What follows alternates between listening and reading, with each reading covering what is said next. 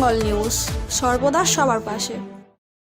যেহেতু আমার লিমিটেড বাস, আমার লিমিটেড গাড়ি, আমার সাইকেলও কালকে অ্যালাউ করেছে, আপনারা দেখেছেন। কলকাতা পুলিশ নোটিফিকেশন করে দিয়েছে, অন্যান্য পুলিশ ওরাও করেছে কমিশনকে। দেন বাই লেন যেগুলো আছে, ছোটো ছোটো লেন আছে, বড় রাস্তার পাশে যে ছোটো ছোটো রাস্তা আছে, সেখানে যদি কেউ মনে করে সে তার সাইকেলে করে অফিসে যাবে, সে সাইকেলে করে জিনিসপত্র দিতে যাবে, সাইকেলে করে কর্মস্থলে যাবে, যেতে পারে, সাইকেলে জানানো করা হয়েছে ফর টাইম। আর একটা আজকে আমরা যেটা করলাম যে আমাদের অ্যাটেন্ডেন্স যেটা অফিসার্স এবং স্টাফেদের up to deputy secretary level, এটাকে স্ট্যাগার্ড করা হয়েছে, দুটো শিফট করা হয়েছে, যাতে কি হবে রাস্তা যাতে বাসে আসতে ওদের অসুবিধা না হয়, যতটা আমরা করতে পারি ভেবে চিন্তে। একটা আমরা করবো 9:30 থেকে 3টে পর্যন্ত, আর একটা শিফট আমরা করে দিচ্ছি 12টা থেকে 5:30 পর্যন্ত। আগে যেটা 10:30 থেকে কত পর্যন্ত ছিল? 5টা, 5:30 পর্যন্ত ছিল। আগে যে শিফটটা ছিল অনলি 10:30 থেকে 5:30, সেটাকে আমরা দুটো ভাগে ভাগ করলাম। ইভেন গ্রুপটিও তাই আর কি, ফর অল দুটো শিফট করলাম। ভালো করে বুঝুন, সরকারি কর্মচারীদের জন্য আমরা 10:30 থেকে 5:30 যেটা ছিল সেটা দুটো ভাগে ভাগ করলাম। 9:30 থেকে 3টে পর্যন্ত একটা শিফট, আর একটা শিফট করে 12টা থেকে 5:30 পর্যন্ত।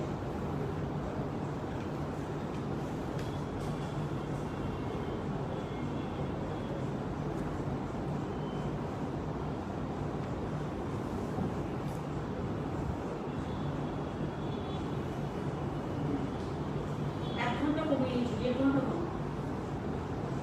9:30 থেকে তুমি 2:30 পর্যন্ত, 9:30 থেকে 2:30 করলাম। আর এটা তো অল্টারনেটিভ ডেটে আসছে। তা আর একটা তুমি 12:30 থেকে 5:30 করো। তাহলে কি হলো, এই যে দুটো ভাগ হয়ে গেল, ফলে একসাথে বাসের দিকটা হবে, টাইমিংটা একটু চেঞ্জ হয়ে যাবে। তবে সাথে সাথে ট্রান্সপোর্ট ডিপার্টমেন্টকে বলে রাখতে হবে যে অফিসাররা এই সময়টা আসতে পারে, সুতরাং এই টাইমগুলো একটু লক্ষ্য রাখবে। এবং আমরা মনে করি যে সমস্ত প্রাইভেট সেক্টরের কাছেও আমার যেটা অ্যাপিল, যে যাদের ক্ষমতা আছে, যারা পারে, চেষ্টা করুন ওয়ার্ক ফ্রম হোম থেকে যারা করতে পারে তাদের অ্যালাউ করুন ওয়ার্ক ফ্রম হোম থেকে করতে। যেখানে একান্তই উপায় নেই, ওয়ার্ক বাড়ি থেকে হয় না, অফিসে আসতেই হচ্ছে, সেখানে তাদের তো আসতেই হবে। সেক্ষেত্রে যদি আপনারা এটা 100% না করে আপনারাও যদি এভাবে স্ট্যাগার্ড করে দেন এবং 50%, 70%, এটা আপনাদের ওপরেই ছেড়ে দিলাম। এটা আমরা একটা অ্যাপিল করছি যে এটা যদি আপনারা, আমরা যেমন দুটো ভাগে ভাগ করলাম, এরকম আপনারাও যদি একটু ভাগাভাগি করে দেন, তাহলে একসাথে ভিড়টা হবে না। আর 2 হচ্ছে হাতেও তারাও টাইম পাবে, এবং 100% ধরুন আপনারা অল্টারনেটিভ হিসেবে যদি কাজটা করান তাহলে সুবিধা হবে। তাহলে অনেকটাই যানবাহনের যে প্রবলেমটা হচ্ছে সেটা কিন্তু অনেকটাই মোটামুটি হবে না, কষ্ট হবে। যেহেতু একটা খুব সংকটময় সময় চলছে এবং মানুষ সহ্যও করছে, সেহেতু মানুষের দিকে তাকিয়ে এই সিদ্ধান্তটা আমরা নিলাম। স্কুল কলেজ যখন চলছে, সেখানে একটা বড় সংখ্যক, তারা তো কেউ আসছেও না বা তাদের আসতে হচ্ছে না, এটা একটা বড় সংখ্যা। তারপর যে লোকালি যারা আছে, তারা লোকালি করে দিচ্ছে, এগুলোও হচ্ছে। সুতরাং এইটাই আমাদের আজকে বলার ছিল। আর এখনো পর্যন্ত আমাদের এখানে 11 লক্ষ পরিযায়ী শ্রমিক এসেছে। আমরা আগে বলছিলাম 225টা ট্রেন, এখন বলছি 255টা ট্রেন। তার মধ্যে সব ট্রেন এসে গেছে, 22টা ট্রেন এখনো বাকি আছে। এই 22টা ট্রেন আসবে 2-3 দিনের মধ্যে আশা করি। তাতে আরো 30,000 লোক আসবে, এবং বাদবাকি বাসে ট্রেনে যা আসা এসে গেছে, এবং আরো 30,000 লোক এখনো ট্রেনে আসা বাকি আছে। সবাইকে বলুন, ভালো থাকুন, শরীর সুস্থ রাখুন, মিলেমিশে থাকুন।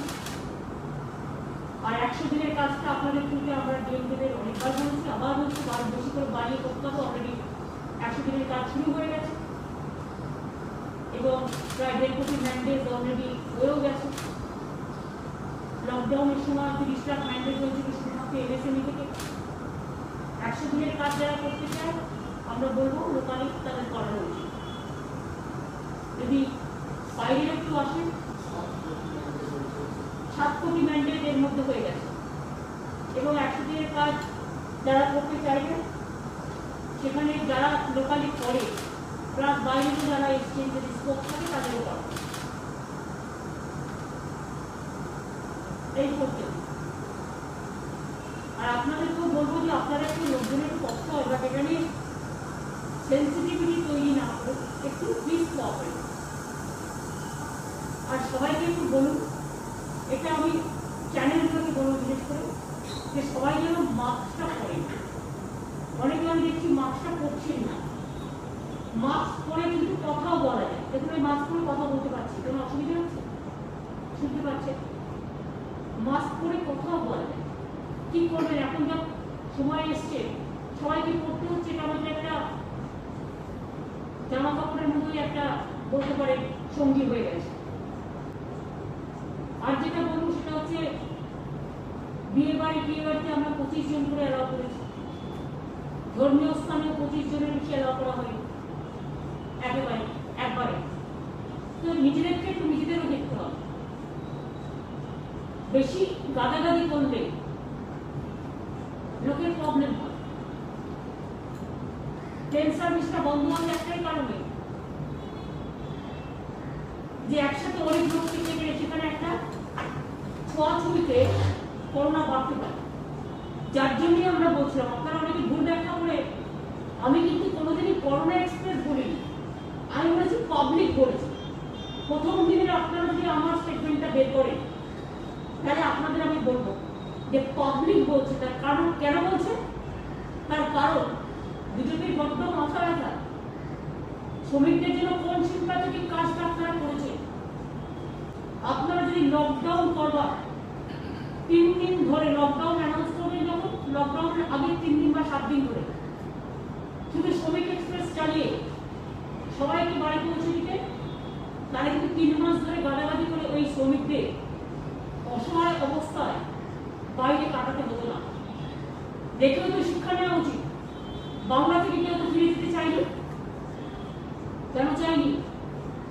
বাংলায় কিন্তু আমরা তাদেরকে কেয়ার করেছিলাম এবং বাংলায় তাদের ঘর আছে, তাদের কাজ আছে, তাদের থাকার জায়গা আছে। তাই তারা ওই যে ট্রেনগুলো ফিরে যাচ্ছিল সেগুলো তো আমরা অ্যারেঞ্জমেন্ট করবার চেষ্টা করছিলাম, যাইনি। তাহলে বলুন আর কি মহারাষ্ট্রের লোকেদের কেন এত কষ্ট হলো? দিনের পর দিন চেন্নাই, গুজরাট, সুরাট, এমনকি পুলিশের মারও অনেক খেয়েছে। দিল্লিতেও প্রবলেম হয়েছে, কত মারপিট, কত দাঙ্গা, কত খুন। এই লোকগুলো গাদাগাদি গাদাগাদি করে পাঠিয়ে দিয়েছে। কেন 5টার জায়গায় 10 বার চালাতে কি অসুবিধা ছিল? এখন তো ট্রেন চলছে না।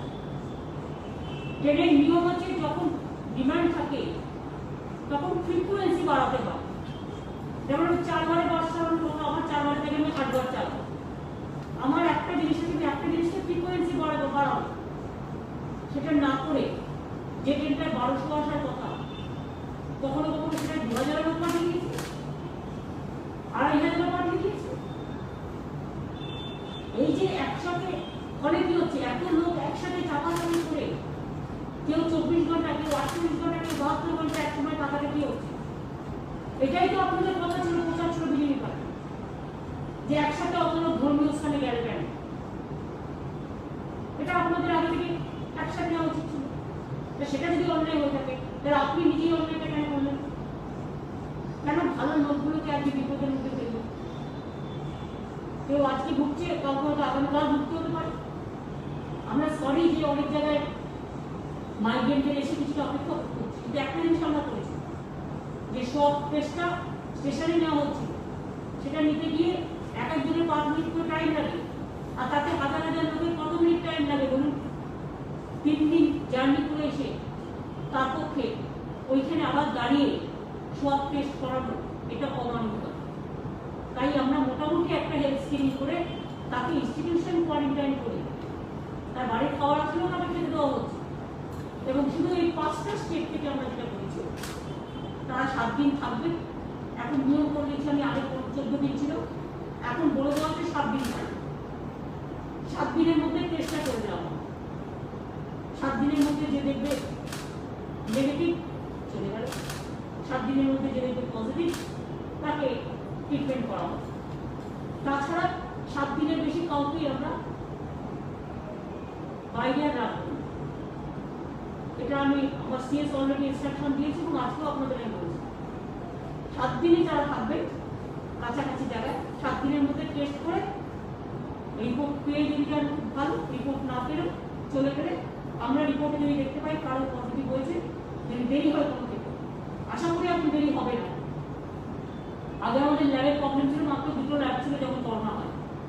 এখন সেখানে আমাদের 28-30টা হয়ে গেছে, তার মধ্যে ছোট ছোট ছোট কয়েকটা আছে, কিন্তু অন্যান্য রাজ্যের ল্যাবের সংখ্যা 55-60টা দিয়েছে, আমাদের দেয়নি।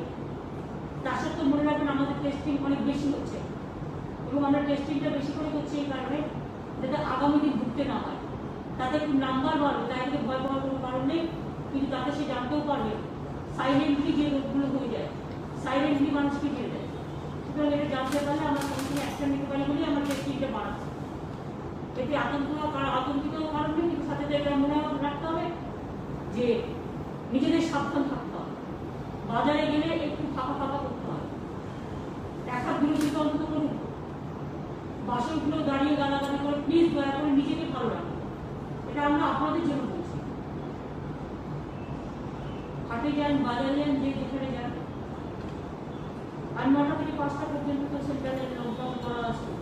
যেটা ওরা কারফিউ বলেছিল, আমরা কারফিউ করিনি, আমরা লকডাউন, ওরা কারফিউ করে রেখে দিয়েছে। তো যাই হোক, সেটা 15 তারিখ থেকে করা আছে, আমাদের 30 তারিখ পর্যন্ত লকডাউন বাড়িয়ে দিয়েছে। আমাদের 9টা থেকে 5টা পর্যন্ত বাইরে না বেরিয়ে ঘরে থাকা